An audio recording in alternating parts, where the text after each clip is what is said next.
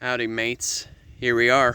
Here's a part 2 video that goes a bit further into what I promised to discuss for the second video, that goes a bit more in depth of basically what happened after the Treaty of Greenville took place, and also talk a little bit about Tecumseh.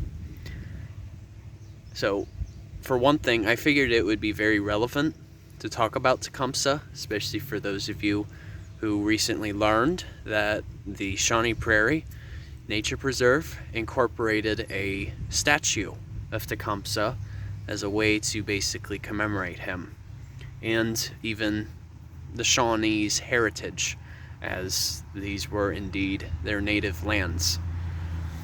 So, without further ado, let's get into it. So, just beforehand, as I get more in depth, here's just another perspective of basically the Wayne Peace Council House. And it is also at this very field, too, where a well-known festival that occurs towards the end of July of every year, there's something called a gathering at the Garst. Because just up there, where you see the white building and then the brick building next to it, you can see it a little bit, that is the Garst Museum. Which, by the way, I will post a link to their Facebook page, because Garst Museum is another great place to go to if you're just visiting Greenville, because they also do an amazing job of presenting the history that is here.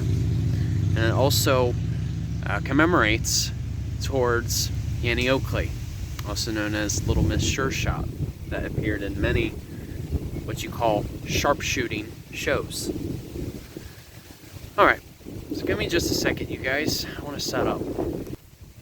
Alrighty, I made myself a little more comfortable, because I'll be frank with you, just holding the phone on my left arm, having it raised the entire time, that was starting to have my shoulder ache a little bit, to be frank. So, you figure, the Treaty of Greenville has happened, so for at least up to a decade, there was a little bit of peace for a time. But the thing is, even after the treaty was signed, there were still British that were basically inhabiting parts of northern Ohio, Indiana, going up into Michigan, and even parts of Canada now. And by the way, Canada didn't officially become a country until the 1800s, in case if any of you did not know that. Little tidbit. So, you figure now we're approaching into the War of 1812. So that was basically, to basically sum up the War of 1812, it was basically another form of the Revolutionary War. Just a little less what you call, it didn't last as long as the Revolutionary did. But it was basically like a Revolutionary War Part 2. So, it was during this time that a well-known Shawnee warrior by the name of Tecumseh was actually starting to find his way to try building up a Indian Confederacy. So he basically tried to unite other various tribes with one another to basically provide a force and a resistance against further settlement. But to me, it's still ironic how they allied with the British, because they were also European and they were doing the same exact thing. Just ironic to me. But basically, Tecumseh really had a disdain for the colonists, because it was the colonists who actually killed his father when it was during the Revolutionary War. So basically and also his mother was basically forcefully relocated by the colonists. So you could say that really caused him to build a resentment against the settlers. There's usually always a reason for why resentment occurs. It's usually something very personal. So he was basically born in what is now known as present-day Xenia. But he also inhabited these parts, too, of what is now Greenville. So, going back to what I was saying about the War of 1812, he did manage to get some tribes together, such as the Creek Indians, for example. Feathers, not dots. Had to say it backwards. So, the only thing is, even though he was able to unite some, he wasn't able to do it with all of them. And the thing is, he believed that for example, he believed Blue Jacket and Little Turtle, they were two, what you call, trying to think of a good word, like too cooperative, because basically, they were lenient about it. They were lenient about the settlers coming in. But Tecumseh didn't really feel that way. And it was actually after his parents passed that he was adopted, or he was brought in to the Shawnee tribe. So, as it approached the year 1813, so I'm fast forwarding a little bit, it was like late 1813.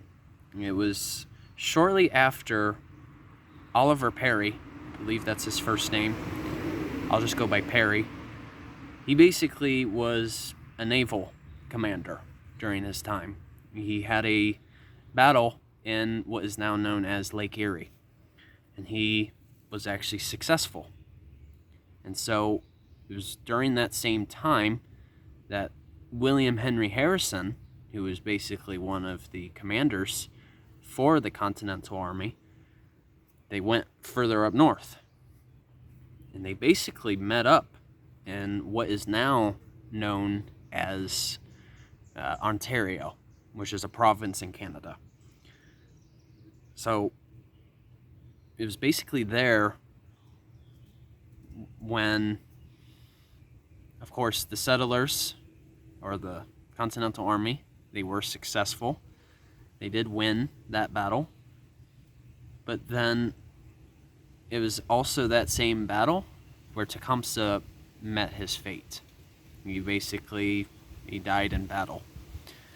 And essentially what happened then was the Indian Confederacy, they basically weakened, They didn't really have that strong leader like they did from Tecumseh. And so it was basically after that when the British simply started to get out of there. They started to flee. And basically the Native Americans were relocated. So from a video that I shared not too long ago, I basically reshared it. It was about Tecumseh Point. He did have a settlement here for a time, and it was basically called Prophetstown because he had an older brother that was known as the Prophet. So basically after his death, things changed. Basically, further settlement happened.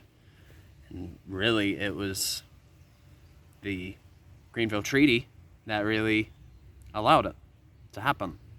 That was that first initial step for the settlers to start claiming territory in the Northwest, even though really the colonists didn't fully follow the terms of the treaty. They were eventually broken.